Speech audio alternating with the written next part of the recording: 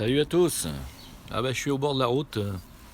J'en ai profité comme je suis un petit peu en avance dans mon travail, tout le monde s'en fout. Euh, Comme j'ai pas voulu faire une vidéo sur YouTube spécialement sur le débat télévisé qu'il y a eu, ça a coupé parce qu'on m'appelle au téléphone au moment où j'enregistre évidemment. Donc juste pour dire par rapport à quoi?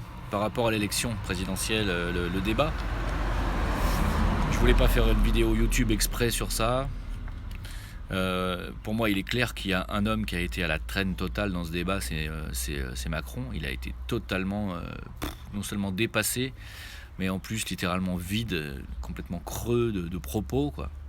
Ce mec n'a absolument aucun programme et ne parle vraiment pour rien dire, quoi. Je veux dire, il n'y a pas de... Dire même Marine Le Pen s'est moquée de lui et tout le monde se moque de lui, ce mec. Et pourtant, malgré tout, ce qui est hallucinant, c'est que le lendemain sur BFM TV... on nous confirme que deux sondages ont donné Macron l'homme le plus convaincant de ce débat. Bon, alors là, il y a évidemment, je vous prouve que j'habite pas en France. Donc c'est juste absolument hallucinant. C'est vraiment du BFM TVisme, on peut le dire.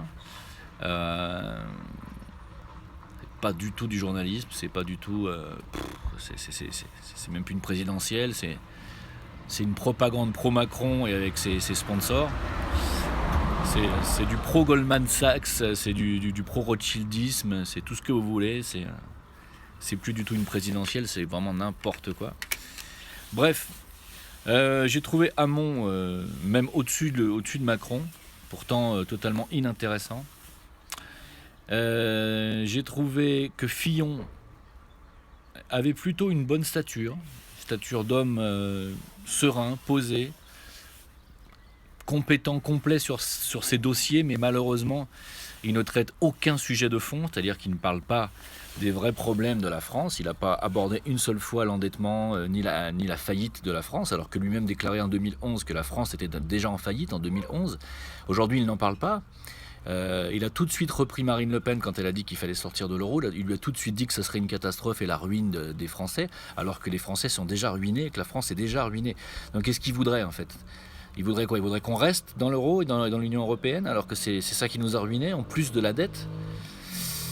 Je pense que là-dessus, il n'est pas honnête du tout, pas une seule seconde. Et d'ailleurs, c'est étonnant que Marine Le Pen ne lui ait pas répondu ça, ne lui ait pas répondu « Vous voulez quoi? Vous voulez qu'on y reste dans l'euro? Vous avez vu à quel point ça nous fout en l'air ?» Elle lui a pas répondu ça. Je trouve que Marine Le Pen a été un petit peu faible en défense, en contre-attaque. Elle a été un peu faible en attaque, tout court aussi. Sauf sur Macron, où elle a eu totalement raison de dire qu'il a été vide. C'est une vraie montgolfière, ce mec. Il n'y a rien à l'intérieur, quoi. Au final, Macron n'a pas soulevé vraiment de problème, les sujets de fond. Il n'a pas parlé de l'importance de récupérer notre souveraineté. Il n'a pas parlé de la remise de nos frontières pour maîtriser notre immigration. Donc il n'est pas question pour lui de sortir de l'Union européenne. Donc, tant qu'un candidat ne propose pas le véritable problème de fond qui est notre souveraineté, et donc obligatoirement la sortie de l'Union européenne, il n'y a rien à dire. On n'aura jamais les mains libres de faire quoi que ce soit tant qu'on ne sera pas sorti de ce guêpier de l'Union européenne. Donc un candidat peut proposer ce qu'il veut tant qu'il n'y a pas ça mis en œuvre, il n'y a absolument rien qui peut se passer dans ce pays. Donc quand Macron il nous dit qu'il veut faire une feuille de route avec une autonomie machin sans sortir de l'Europe, c'est des pipeaux total, on peut strictement rien faire tant qu'on n'est pas sorti de l'Union européenne, c'est tout, il n'y a pas. Donc en fait, ce qu'il y a de marrant, c'est que les 5 autres candidats qui, eux, n'ont pas été invités à ce débat, eux, je crois qu'ils sont 5 sur 5 à proposer non seulement la sortie de l'Union européenne, mais la sortie de l'euro aussi. Je crois que Asselineau, Choprade, comment il s'appelle, Cheminade, c'est pas Choprade, Asselineau, Cheminade, il y en a un autre qui s'appelle, il y a Dupont-Aignan, et il y en a un autre aussi qui dit qu'il faut absolument sortir de l'Union européenne et que nous sommes sous surveillance, que nous sommes dans un régime vichyiste aussi. Donc tout ça, c'est dans les 5 autres. Et les 5 autres sont anti-européistes, donc c'est pour ça qu'ils n'ont pas été invités. En réalité, il y en a un qui a été bon, je trouve, dans ce débat, c'est Mélenchon, il faut dire ce qui est. On a presque envie de dire qu'on aimerait bien le voir gouverner avec Marine Le Pen, parce que je trouve que tous les deux ont été brillants. Marine, elle a été sur sa ligne et sur les sujets de fond, elle a fait de la vraie politique. Elle est actuellement au Tchad, d'ailleurs, où elle est en train de dire qu'il faut arrêter avec la France-Afrique. Je pense que c'est très important ce qu'elle est en train de faire. Elle va se mettre dans la poche les Africains, les Maghrébins, le public de Dieudonné. Je pense que Diodo va appeler même à voter pour elle, puisqu'il avait dit qu'il appellerait euh, pour n'importe quel candidat qui justement appellera à arrêter avec cette France-Afrique, avec ce franc CFA. Donc je pense que c'est une très bonne chose qu'elle est en train de faire. Je crois que Marine Le Pen a vraiment l'étoffe d'un vrai chef d'État.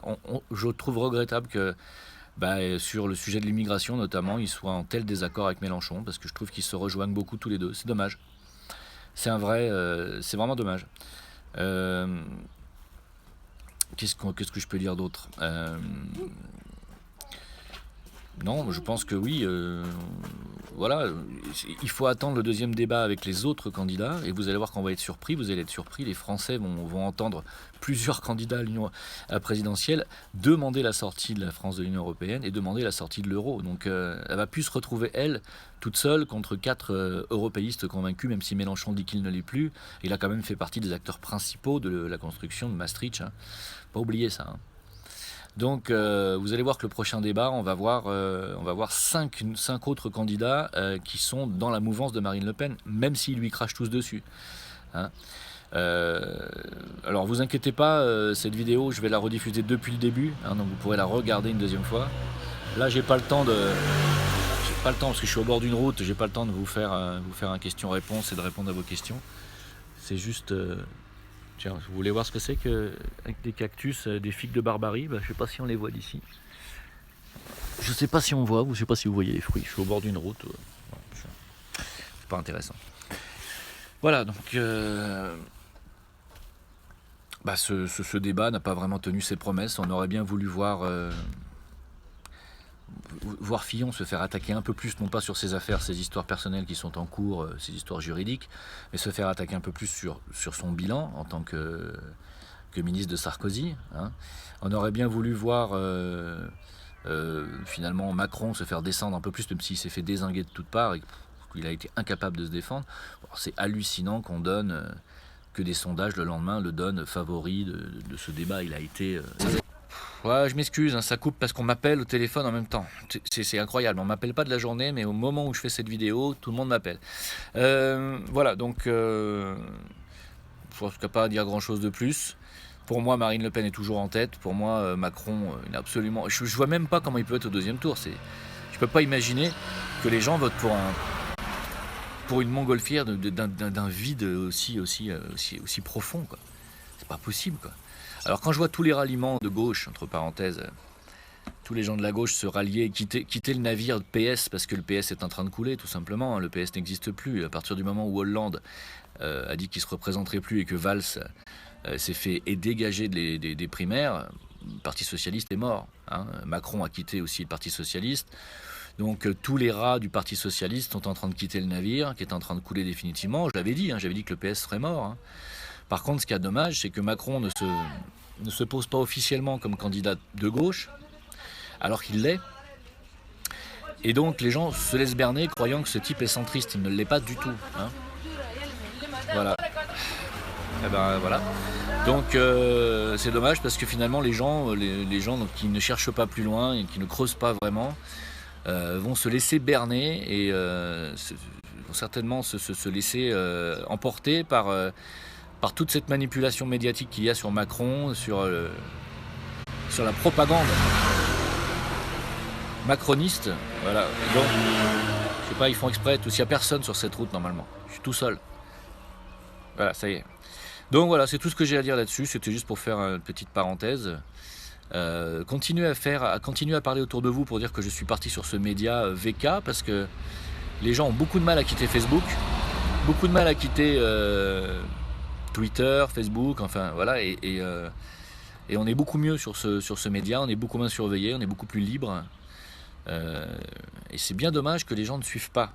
Je trouve ça vraiment dommage. Ce soir, il y a chat en direct sur Discord, donc je vais remettre le lien tout à l'heure ici. Chat en direct à partir de 21h30 en France. Voilà, donc on parlera sûrement de tout ça, et puis je vous retrouve tout à l'heure. Ciao.